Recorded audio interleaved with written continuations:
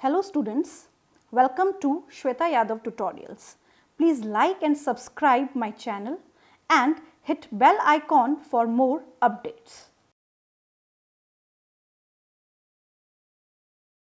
In this video we will going to discuss class Reptilia. इस video में हम class reptilia के बारे में पढ़ेंगे. जब हम रेप्टिलिया शब्द को समझते हैं तो रेप्टिलिया का मतलब होता है रेंगने वाले जानवर, क्रीपिंग एंड क्रॉलिंग ऑर्गेनिज्म, जैसे लिजर्ड, क्रोकोडाइल, टॉर्टॉइस, टर्टल. ये सारे के सारे जानवर, ये जितने भी एनिमल्स हम डिस्कस करेंगे, ये सभी के सभी किस ग्रुप में आते हैं, किस क्लास में आते हैं? रेप्टिलिया में आते हैं. तो हम स्टार्ट करने जा रहे हैं क्लास रेप्टिलिया. सबसे पहले रेप्टिलिया की स्टडी को हम बोलते हैं herpetology. The study of reptiles और Reptilia is known as herpetology. These are first successful terrestrial animal. This is very important line. पहले successful terrestrial animals. Successful पहले मतलब पहले ऐसे animals जो terrestrial हैं. क्या इससे पहले organism terrestrial नहीं थे? इससे पहले जो क्लास एम्फीबिया हमने पढ़ा था, क्या वो एनिमल्स सक्सेसफुल टेरेस्ट्रियल नहीं थे? नहीं थे, क्योंकि एम्फीबिया का मतलब होता है ड्वेल ऑर्गेनिज्म, जो धरती पे भी रहते हैं, पानी में भी रहते हैं. जैसे अगर हम मेंढक की बात करें तो वो अपनी लाइफ टेरेस्ट्रियली आराम से जी सकता है, बट अगर उसे रिप्रोड्यूस करना है, अंडे देने हैं, तो उसे पानी में जाना होगा. तो फर्स्ट सक्सेसफुल टेरेस्ट्रियल एनिमल्स नहीं है. तो these are first successful terrestrial animals. Creeping and crawling mode of locomotion. अगर लोकोमोशन की बात आती है, मैंने आपको पहले भी बताया कि ये रेंगने वाले जानवर हैं, क्लियर? तो इनमें मोड ऑफ लोकोमोशन कैसा है? Creeping and crawling mode of locomotion, hence called reptilia. इसी कारण इनको रेप्टिलिया बोला जाता है. तो इस पर्टिकुलर स्लाइड में हमने पढ़ा रेप्टाइल्स की स्टडी को हर्पिटोलॉजी बोलते हैं. इनमें लोकोमोशन, क्रीपिंग एंड क्रॉलिंग है, and these are first successful terrestrial animals और vertebrates. These are mostly terrestrial, but इनमें कुछ एक्वेटिक भी होते हैं एंड फ्यू एक्वेटिक. क्लियर? अब इनकी बॉडी के बारे में अगर हम बात करें, इनकी बॉडी के डिवीजन के बारे में हम बात करें, so here body is divided into head, neck, trunk and tail. Body में 4 हिस्से हमें डिस्टिंक्टली मतलब अलग अलग दिखाई देते हैं. जैसे इस पर्टिकुलर रेप्टाइल को अगर हम देखें तो इसकी बॉडी में हमें सारे हिस्से अलग अलग दिखाई देंगे. फॉर एग्जाम्पल, ये इसका हेड रीजन है, ये इसका नेक रीजन है, क्लियर? ये इसका ट्रंक रीजन है and this one is the tail region. तो सारे हिस्से हमें अलग अलग दिखाई दे रहे हैं. तो हम क्या बोलेंगे? Body is divided into head, neck, trunk and tail. इनकी बॉडी में head, neck, trunk and tail मिलती है. नेक्स्ट हम बात करते हैं स्किन की. Skin is dry. अगर इन एनिमल्स को हम देखें तो इनकी स्किन बहुत ही ड्राई होती है, क्योंकि इनकी स्किन पे ग्लैंड प्रेजेंट नहीं होते. अगर किसी जानवर की स्किन में ग्लैंड्स होते हैं तो ग्लैंड्स की वजह से ग्लैंडुलर स्किन होती है और स्किन मॉइस्ट हो जाती है. पर इनकी जो स्किन है वो नॉन ग्लैंडुलर है, इसमें ग्लैंड्स प्रेजेंट नहीं है, इसीलिए इनकी स्किन ड्राई है, रफ है, कॉर्निफाइड है. So skin is dry, cornified, rough and non glandular. इनकी स्किन में ग्लैंड्स नहीं मिलते हैं. Their body is covered by dry and cornified skin. इनकी बॉडी पे जो कवरिंग होती है वो होती है dry and cornified skin. Epidermal scale or scutes. Body is covered with dry and cornified skin और एपिडर्मल स्केल और स्क्यूट. ये भी बहुत इंपॉर्टेंट लाइन है कि इनकी बॉडी पे किसकी कवरिंग मिलती है. अब अगर कोई चीज बॉडी पे कवर्ड है तो वो उसका बनाती है एक्सोस्केलेटन. तो इनमें जो एक्सोस्केलेटन होता है वो बनता है हॉर्नी एपिडर्मल स्केल या बोनी स्क्यूट्स या bony plates. Horny epidermal scales, हमें स्केल्स दिखाई दे रहे हैं, these are horny epidermal scale, मतलब एपिडर्मिस ने अपने आप को मॉडिफाई किया और कैसी बनी, हॉर्नी एपिडर्मल स्केल्स की तरह वो हमें दिखाई दी। इसी को ही हम बोनी स्क्यूट्स भी बोलते हैं, इसी को ही हम बोनी प्लेट्स भी बोलते हैं। तो ये क्या बनाती है, ये बनाती है इनका एक्सोस्केलेटन, राइट। तो हमने क्या देखा, skin is dry, cornified, rough and non glandular. Skin is covered by dry and cornified skin or epidermal scale or scutes, right? And exoskeleton कौन बनाता है, bony scutes या bony plates बनाती हैं। Snake and lizards shed their scales as skin cast. इनमें कुछ जानवरों में ये देखा जाता है कि वो अपनी स्किन को अपनी बॉडी से अलग कर देते हैं। इसी प्रोसेस को हम बोलते हैं स्किन कास्ट। इसी को ही हम क्या बोलते हैं, स्किन कास्ट।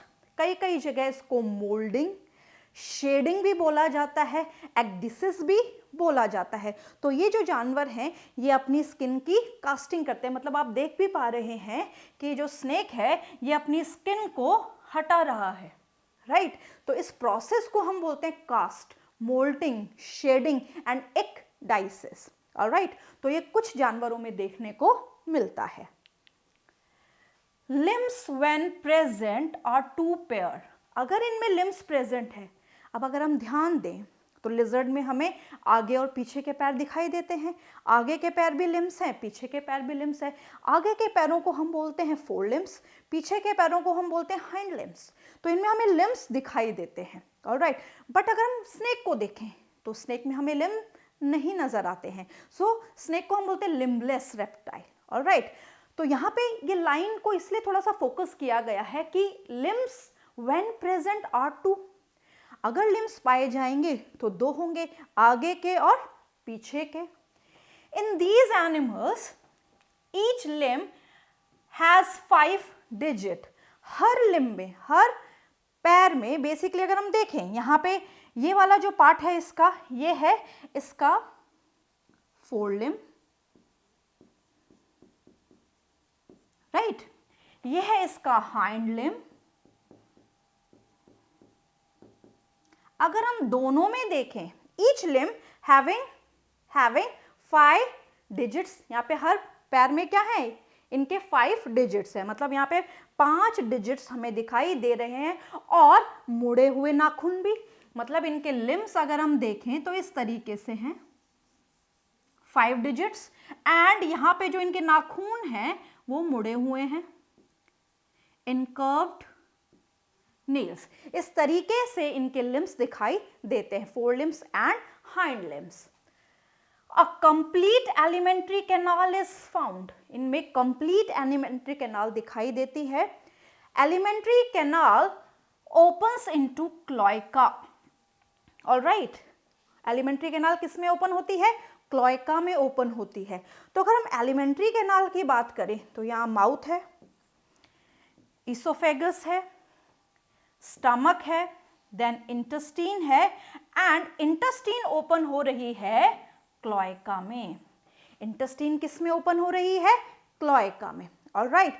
सो यहाँ पे माउथ है और एंड पे क्या प्रेजेंट है, क्लोएका। तो इनका एलिमेंट्री कैनाल कंप्लीट है। साथ साथ में कुछ ग्लैंड्स भी इनमें मिलते हैं, जैसे पेनक्रियास एंड लीवर। इनमें लीवर और pancreas as a gland present होते हैं। एलिमेंट्री कैनाल कंप्लीट है।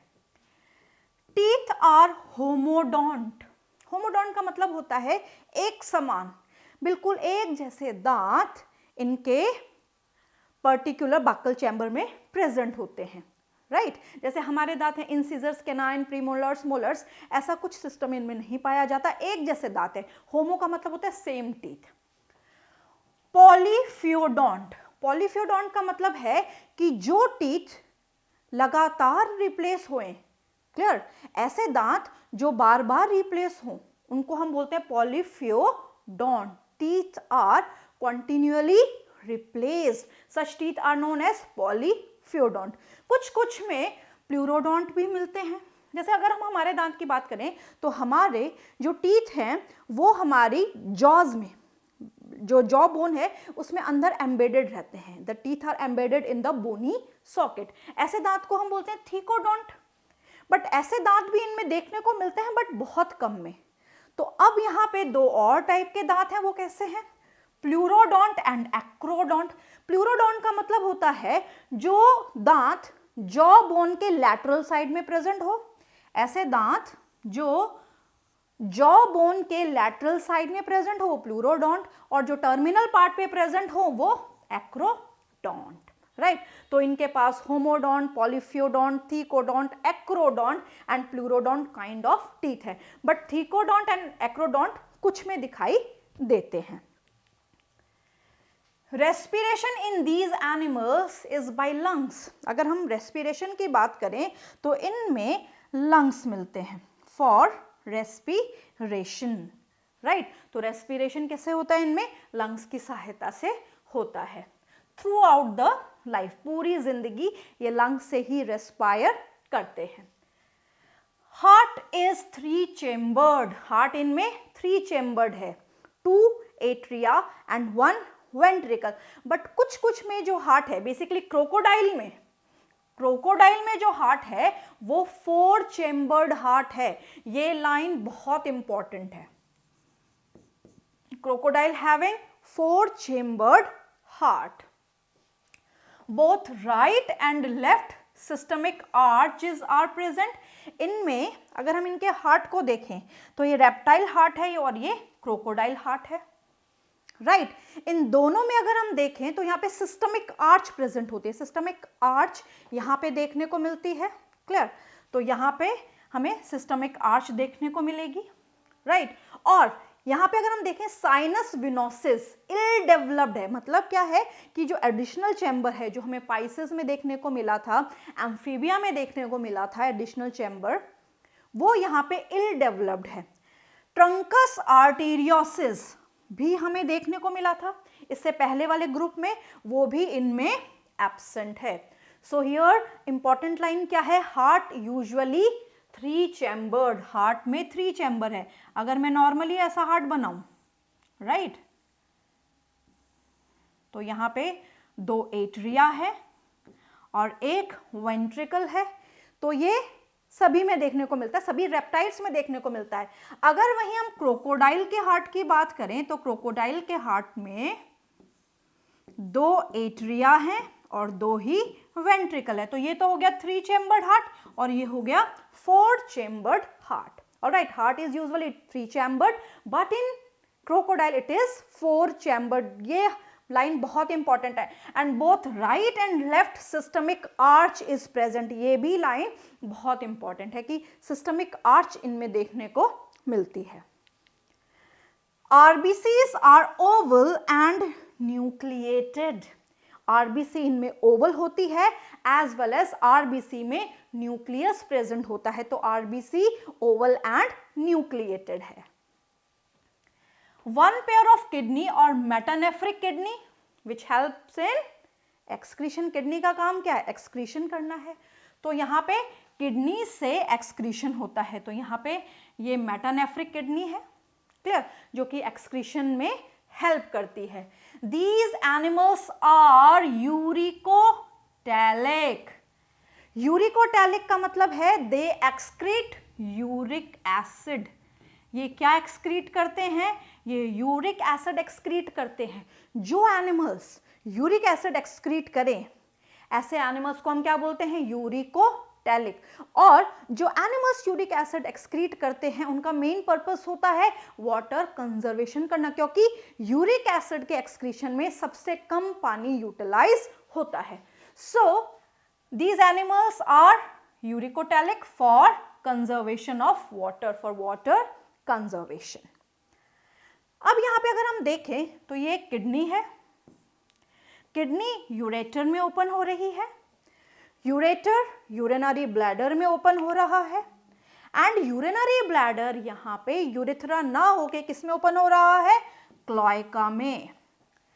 तो अगर हम देखें यहां पे यहाँ पे एक्सक्रीटरी सिस्टम में भी क्लोएका है, राइट, और एलिमेंट्री कैनाल में भी क्लोएका है। इसका मतलब एलिमेंट्री कैनाल की जो एंड है वो भी क्लोएका है और एक्सक्रीटरी सिस्टम का भी जो एंड है ये भी क्लोएका है। Alright, skull is monocondylic, ribs are present. इनका जो स्कल है वो मोनोकॉन्डाइलिक है। इससे पहले जब हमने एम्फीबियंस के बारे में पढ़ा था तो ये चीज हमने डिस्कस की थी कि मोनोकॉन्डाइलिक या डाइकॉन्डाइलिक क्या होता है। मोनोकॉन्डाइलिक का मतलब होता है कि एक ही ऑसिपिटल कॉन्डाइल होना। तो यहाँ पे सिंगल ऑसिपिटल कॉन्डाइल है, राइट। रिब्स यहाँ पे मिलती हैं, ribs are present. They do not have external ear opening, इनमें कोई एक्सटर्नल ईयर ओपनिंग दिखाई नहीं देती। टाइम्फिनम रिप्रेजेंट ईयर, यहाँ पे टाइम्फिनम ईयर को रिप्रेजेंट करता है, ये भी बहुत इंपॉर्टेंट लाइन है। इनके पास एक्सटर्नल ईयर ओपनिंग नहीं होती, इनमें टाइम्फिनम ईयर को रिप्रेजेंट करता है। So here this is tympanum and this represent ear. Alright, ये ईयर को रिप्रेजेंट करता है। 12 पेयर्स ऑफ क्रेनियल नर्व्स, ऐसी नर्व्स जो ब्रेन से ओरिजिनेट होती हैं, such nerves are known as cranial nerves. तो इनमें 12 पेयर क्रेनियल नर्व्स मिलती हैं। At the roof of buccal cavity, buccal cavity के रूफ पे, मतलब बकल कैविटी, जैसे बकल कैविटी के रूफ पे हमारी बॉडी में क्या है, पैलेट है, राइट। इसी तरीके से इन एनिमल्स में बकल कैविटी के रूफ पे एक स्पेशलाइज्ड ऑर्गन प्रेजेंट होता है जो कि ऑल्फैक्टरी ऑर्गन की तरह काम करता है, जिसको हम बोलते हैं जैकब्सन्स ऑर्गन। इंपॉर्टेंट, इनमें क्या मिलता है, बकल कैविटी के रूफ पे Jacobson's organ, olfactory in nature. Alright, so यहाँ पे अगर हम देखें तो ये इनका ब्रेन है। ये यहाँ पे जो लूप जैसा आपको दिखाई दे रहा है रेड कलर का, this loop like structure is nothing but Jacobson's organ. So this is Jacobson's organ, all right, olfactory in nature. Genital aperture is not separated from anus. इनमें जो genital aperture है वो anus से separated नहीं है, all right. तो यहाँ पे anus से अगर separated नहीं है तो यहाँ पे क्या important बात ये समझा रहा है, यहाँ पे एक important बात जो समझा रही है लाइन वो ध्यान से समझना। यहाँ पे यूरेटर्स जो किडनी से आ रही है, जेनेटल ड्रक्ट जो रिप्रोडक्टिव सिस्टम से एसोसिएटेड है, एंड एलिमेंट्री कैनाल, ये सभी के सभी क्लोएका में ओपन होते हैं। तो यहाँ पे क्लोएका 3 चीजों के लिए कॉमन ओपनिंग है, 3 चीजों के लिए कॉमन ओपनिंग है। किस किस के लिए, एलिमेंट्री कैनाल के लिए, एक्सक्रीटरी पार्ट के लिए, एक्सक्रीटरी सिस्टम के लिए, as well as reproductive system के लिए क्लोएका ही एकमात्र ओपनिंग इनकी बॉडी में पाई जाती है। So ureters, genital ducts, alimentary canal open into cloaca. Important, sexes are separate, male और फीमेल अलग अलग दिखाई देते हैं। Alright, sexes are separate, these animals are unisexual, जिसमें मेल और फीमेल अलग अलग हों, such animals are unisexual. Fertilisation female की बॉडी में होता है, सो फर्टिलाइजेशन इज इंटरनल।